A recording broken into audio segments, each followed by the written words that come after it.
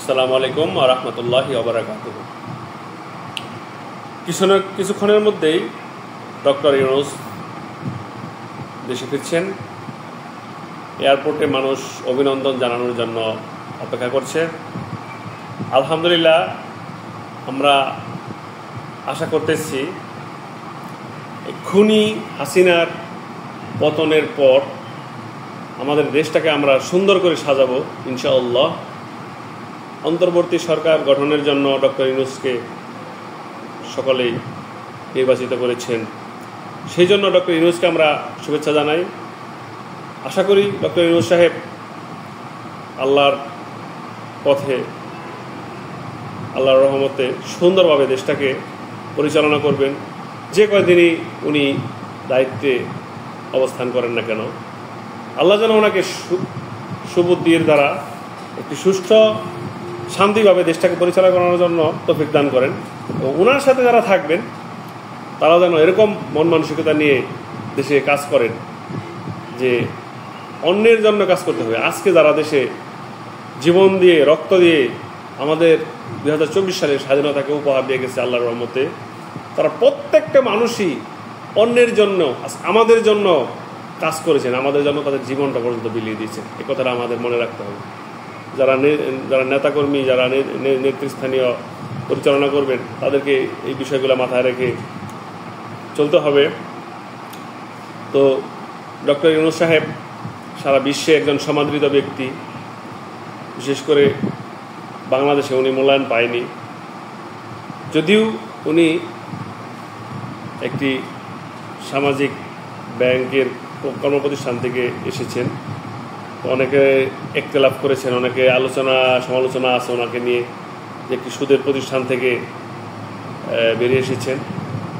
তো আল্লাহ তাআলা ওনাকে এখন আলেম ওলামাদের সাথে একত্রিত হয়ে যেন কল্যাণকর সৎ কাজে বহাল থাকার জন্য যেন আল্লাহ ওনাকে তৌফিক দান করেন, আমরা সেই দোয়া করি।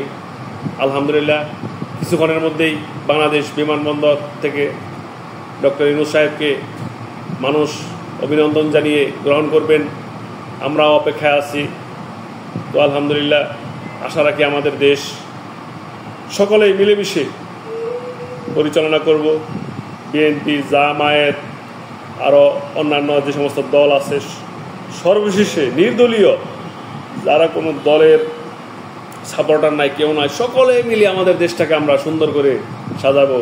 একমাত্র আমাদের দেশ মানুষের কল্যাণে, সারা বাংলাদেশ যেন একে অন্যের কল্যাণের চিন্তা করে। মানুষ যখন আরেকজনের কল্যাণ চিন্তা করে, আল্লাহ তাআলা তার নিজের কল্যাণ এমনিতেই করে দেন।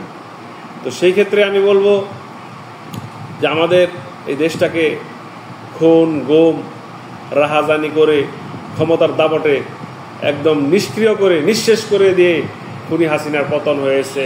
খুনি হাসিনা দেশ থেকে পলায়ন করেছে। আমাদের মনে অনেক কষ্ট। আমাদের ভাইয়েরা, আমাদের সন্তানেরা, ছাত্ররা জীবন দিয়েছেন পুলিশের গুলিতে।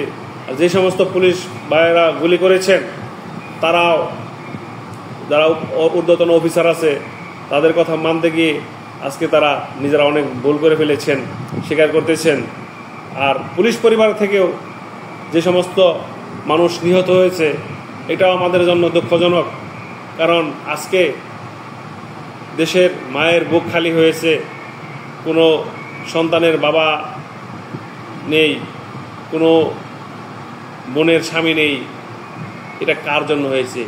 এই স্বৈরাচারী খুনি শেখ হাসিনার একটা দুঃশাসনের জন্য হয়েছে।